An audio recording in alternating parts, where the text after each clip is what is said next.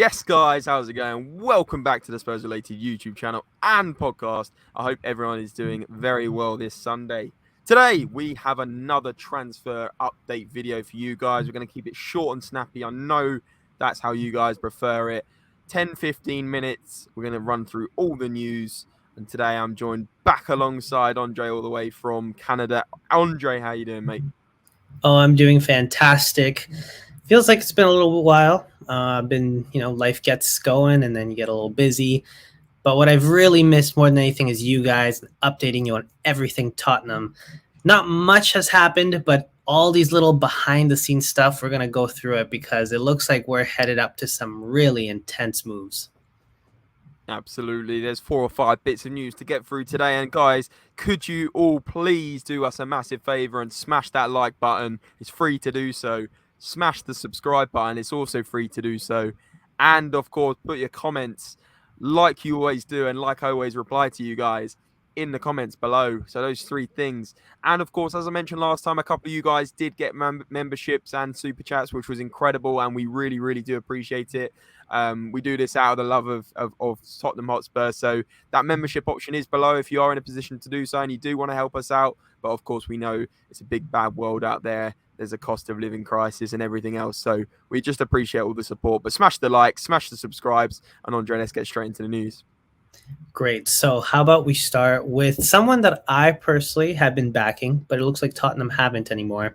And that is Giovanni Lo Celso. It looks like Napoli are very interested in him. However, they're looking for some loan deals or something, and Spurs are like, no, we want something permanent. If you want him on loan, it's got to be loan with obligation to buy, or you got to pay for him. So it really does look like they're done with Lo Celso, which breaks my heart. Who's done with Lo Celso? Tottenham. Tottenham, yeah. Why does that break your heart? Well, because to me, I honestly backed him between Ndombele or Lo Celso. I personally thought Lo Celso would be the one that we would sort of give him another chance, and here we are. It's the opposite for me. It doesn't break my heart. I'm so happy we're going to get rid of this guy. To be quite brutally honest, you know, he's on a decent wage a week. He's never hit the ground running at Tottenham. It's not happened for him. He is a good player. We know that. He suits the Spanish league much better. Napoli are coming into him. Not sure what Napoli's seeing all these dead average players, but thank you so much for taking them off our books for a little while, especially in Ndombele last year. So thanks very much for that. Very fond of Napoli, but I think he should go to Spain personally, but I don't really mind where he goes as long as he's, to be honest with you, not in this squad, because we need to clear this dead wood. We need to be a bit more brutal in how we deal with the transfers and get rid of some of these players that have been here for far too long doing absolutely nothing. Well, you know what? That's kind of harsh, but to an extent, I can understand what you mean. He never really hit the ground running, and I do think I will always remember him for that Liverpool game where he missed an open net, even if it was awkward, the kick, like the cross. He just, how did he miss that? I'll never know. Andre, you've just said I'm harsh for saying, you know, he needs to go, and the best memory you have of this guy is a miss. Like, that just sums up everything I've just said in a nutshell is right there. Clip that, guys. There you go. The biggest memory that Andre has of Giovanni Lo Celso is a miss in the Liverpool game. Not a great goal or a great winning goal or a great moment. It's a miss, and that is all we have to say about that. Fair, you caught me. Fine. When I meant heartbroken, I just meant that I really thought that out of the two, this guy still had something in him. But you know what? If he has to go, he has to go. However, what I will say is that he is still in the preseason squad. Just something to keep in mind about, just in case if they can't get a deal over the line, because Tottenham are looking to get rid of him permanently. None of this loan stuff, and then he comes back again. Good. Great news. Great news to start the video off, honestly. And I mean, listen, I don't hate Lo Celso. I know it makes it sound like I do, but we just have to be ruthless and we have to get rid of 7 to 8 of these players, move on, get better players in that suit the team, get players off our wage books, and move forwards. We're just going to keep finishing 6th, 7th, 8th if we keep these players that are dead average. And that is the end of that. I know it sounds like I'm being ruthless, but that's how Tottenham need to be in this transfer window. You know, we've done a couple of good signings so far. We need to sign these centre-backs. I know I'm about to go off on one, so I'm going to stop here, but you get the point. We have to move on, and we have to transition this squad. Well said. Well said. All right. Well, speaking of the preseason squad, there has been one player in particular that got left out that sort of had my eyebrows raised a little bit. Maybe not for you guys, but that's Hugo Lloris. He's been left out of the preseason squad, unlike Giovanni Lo Celso, who were looking for that permanent transfer. They've left him out so that he can go and check out what options he has, try and solidify a transfer somewhere. I'm surprised he hasn't gone yet, based on all of the reports that I saw that he was basically just he's checked out, he's moving on from Tottenham. But I mean, you've heard me in the past, James. I've said that I personally think Lloris would have been a great backup, and I think if we can't really find a place, he'd be fine as a backup, even if he doesn't is taking a lot of the wages. But he is our captain, you know. Yeah, I think it's quite clear that we're not going to use Lloris as a backup. It's going to be Fraser Forster. And at the end of the day, I wish Hugo Lloris all the best. I'm not one of these people that are like, thank goodness he's going. Da, da, da, da. I think we've made the right decision. We've got in a new first team goalkeeper in Vicario. And I think Hugo Lloris, I think he's still could genuinely perform at quite a decent level. Like maybe not Champions League level, but definitely a Europa League team. You know, he's 35, 36 years of age. There's keepers that are actually older than him playing in Europa League. There is definitely an opportunity for Hugo Lloris to go back to a team, even like a Lyon, even like maybe a team in La Liga somewhere. 100%. He's not going to just check out and go to the MLS. I don't think. I think he's still got a very good game in him. I know he makes mistakes. I know his distribution's awful. But Hugo Lloris is genuinely one of the best shot stoppers in the Premier League at the moment. Like, there's no two ways about it. Yes, he makes mistakes. Yes, his distribution's bad. I get that. I get that's what the comments are going to say.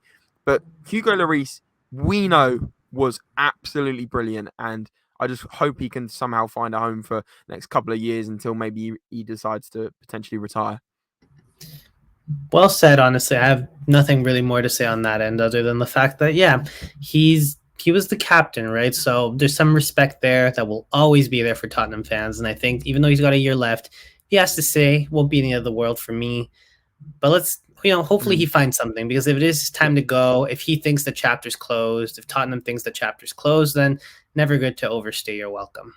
Exactly. I'm not surprised this has been the decision, and yeah, he's almost certainly going to be going, isn't he? Yeah, exactly. But we'll leave it at that one. The preseason's on its way, and Lloris is not. So we'll see what Yep. happens there. We'll keep you guys updated on that And, one. and But let us know, guys, what you think of that decision and what you think of Hugo Lloris's long tenure at Tottenham. And that's today's key word in the video. Whack it in. The secret comment is Lloris in the comments in capitals. I know some of you guys are quite creative and put the keyword and your thoughts about what I just said. So some people are probably going to be putting capital words, capital letters, Lloris, and then their thoughts on it. So big yourselves up, those people that do that. I know in my head who does that, and it's great. But yeah, let's move on. And I'm sure we're talking about Harry Kane. of course, what else would we be talking about other than Harry Kane? He's been the big headline for the past week and a half, actually since the beginning of the summer, but things have been ramping up now. Bayern are really pushing for this, but it's all been very small behind the scenes news, little meetings here and there. We haven't seen any big developments, but it really does look like it's coming to a head very soon. First of all, the big one being that Kane is keeping things quiet on his end. I think he doesn't want a repeat of what happened in 2021, where he just came out in the news and said that he was ready for another challenge, and then it became this huge thing.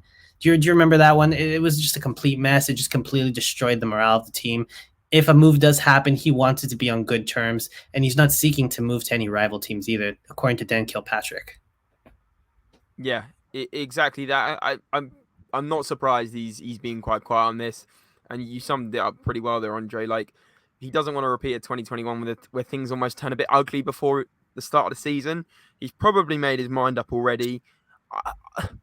I don't like to think I know the correct answer, but I'm pretty sure that he's gonna stay for this year, see out his contract. We'll offer him a big contract with probably 400k a week, and then it's up to him if he says yes or no. He's probably going to see how the season starts, and I reckon even in January, he's probably going to make his decision based on how it's going under Ange and how the new project's going.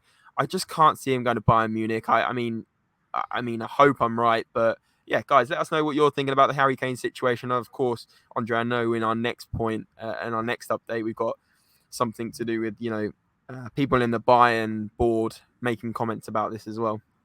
Yeah, exactly. So, first of all, being that I believe it was on Thursday, right around the end of this week, the Yeah, weekdays, we had the CEO. They met with Daniel Levy. No discussions were really made in terms of a transfer fee. But I think what Bayern are trying to do is just set like a good PR with Daniel Levy, become buddy buddy, make that relationship a little more personable before just going in there and actually making another bid, because obviously the first few bids were quite horrendous. They were quite offensive to my eyes when I mm, saw them. And I don't think they want to do that again. And they're really they want to know what Daniel Levy wants. How much do you actually want? How low of the fee can we actually get it for?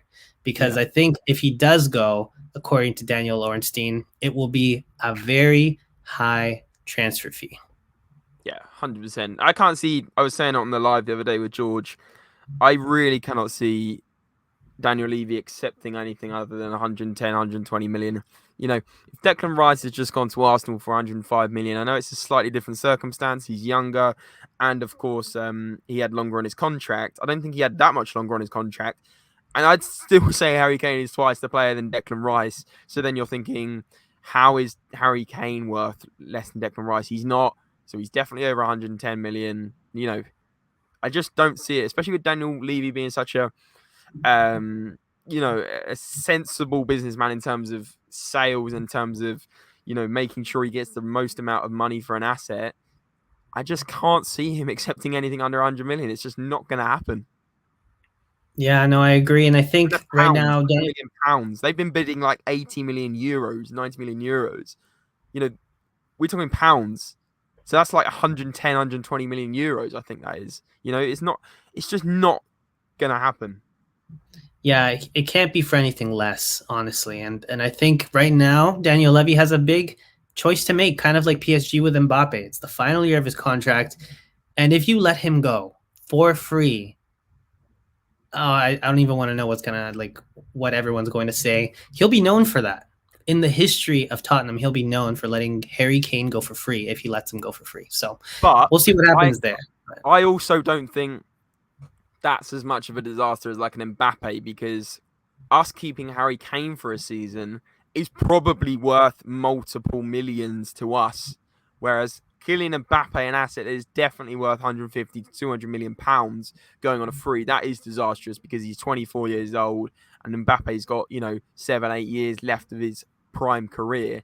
Harry Kane has obviously got I arguably 2, 3, 4 years left in his prime, so it is different, but I don't think it would be disastrous letting Harry Kane go at the end of the season, because at the end of the day, he's a club legend. He's our best player for the last, for me, in my lifetime, 100%. Probably a lot of people that are maybe 40, 50, 60, they'd say he's in the top 5 easily. So him going on a free, if that's his decision, if he doesn't want to stay at Tottenham, we've got to just, say absolutely fair play, Harry. You go and join Man United on a free, or Liverpool on a free, or Man City, or whoever it is. We have to respect that decision. I don't think that's as much of a disaster as selling him now undervalued for like 70, 80 million, just because. I just don't agree with that. Oh, yeah. I mean, I agree with you. I don't think we should undersell him. And I think that if Daniel Levy and Bayern shook hands at 100 million pounds, I'd be okay with that. I wouldn't. I You wouldn't wouldn't at because 100 million pounds, I wouldn't 30 because year old. unless Harry Kane wants to go and genuinely wants to go, and he's saying sell me for 100 million, then I'd be like, okay, we've kind of got to do it. But can you imagine selling Harry Kane last minute in this transfer window? Say we do it in 3 weeks, right? And then suddenly Mhm. we've got no number 9, and then people will be going, oh, it's all right though, we've got Richarlison as a number 9 or Son. Like, we'd be an absolute mess next season, Andre. Like, we would genuinely finish like 13th, 14th. And I'm not even being, pessimistic. That is just realistic. And I think most people watching would probably agree with that. Yeah, I think we'd have to weigh up our options at that point. But we'll keep you guys updated on that one. The Yeah. next thing, though, that you were mentioning, James, is Uli backing Kane moving to Bayern, basically saying that they've talked with them. They're very pleasant people, both his agents, his dad, his brother, Harry Kane, and that sort of, I guess, Harry Kane's camp has made a promise that Harry Kane has signaled that he wants to come to Tottenham, I guess. Sorry, to Bayern. Like that, they'll sign him, right? He says, what did he say? He's clearly signaled that his decision was made. If he keeps his word, we will sign him. That is what he said. Tottenham will have to give up. We've got to get an asking price from Levy. So, I mean, we haven't gotten an official one from Levy yet. Bayern are still looking for that price, but ominous quotes from him. The fact that he's saying that if Harry Kane keeps his word, Bayern will have Kane. That's that worries me. What would Kane have genuinely said though? Like you mentioned, he said something about we'll get him. Kane signalled in all conversations that his decision stands, and if that stays, then we'll get him. Kane's probably somehow talked to them, or his camps talked to them and said he's ambitious, he wants to win trophies, but that's clearly been twisted. I really cannot imagine Kane's gone, yeah, I want to join Bayern Munich. I reckon he's probably said he's ambitious, he wants to potentially win trophies, and he's then gone, well, Bayern's that option. Therefore, if the signals that Harry Kane's given are those, then his decision is that he's coming to Bayern. Do you know what I mean? He can twist what he said. Harry Kane could have easily just said he's ambitious, he wants to win trophies, and then Uli Hoeness, or whatever his name is, has just gone, yeah, that's Bayern Munich, so if his decision stands, that's what he'll do. That's clearly what's happened here, in my opinion. I don't know what you guys think in the chat. Let me know, but maybe I've gone off on one a bit here. No, I agree. I think we'll leave it at that one. At that point, it's all speculation. But, it's good to highlight this point that has been said by a Bayern board member. I guess we'll see what happens on that. And again, we will keep you guys updated on what happens with Kane. It really does feel like this Kane stuff is coming to a head very soon. It's all been behind the scenes stuff. And they're really just trying to see what the price can be, because Bayern are not giving up on Kane. But anyways, Bayern are also pushing buttons here. Just one more thing. I think they've been a bit disrespectful in how they've approached this. They've bid 60, 70 million pounds, like, for a player that's probably the best player in his position, if not top 3 in the world, for a player just because he's running out of contract, just because, Bayern Munich probably see that Tottenham won't win trophies this season. I think they've been very disrespectful about it. And the way that this CEO has come out and talked about it as well, I think is absolutely, I think it's disrespectful. I really do. I think they could have been much more better about this. They could have actually bid a fair value, and they could have just been more professional about it. I just feel like Bayern Munich have honestly gone down a little bit in my standards here. But anyway, let's move on to the final talking point. Perfect. So the final one, tiny little short one for you guys. There's been a leak of the third kit. I don't like it. That's all I have to say. Just very quickly on this one, I think that's probably the most dry kit I've ever seen in my life. It's boring. It's soulless. It reminds me of Conte football, actually. So we're trying to move on to this Ange colourful football, and we've gone for the most dark, bland colour I've ever seen. I mean, it's grey, it's boring, it's like a miserable day, and I don't want to end this video in a miserable way, so we're going to just remove that from our screen and say thank you so much for watching, guys. Hope you've enjoyed it. Andre's done a great job with the news, as always. If you did enjoy it, please, please, please smash the like. Let's see if we can get 100 likes. We'll go for it. I know you guys can do it, and it would mean the world. Comment below, that secret word, smash subscribe, and also turn on the notification bells under the video, that little bell button, and never ever miss a video. You could even be first to comment. Let's see who's the real Spurs relatables. And as always, guys, remember, come on you Spurs!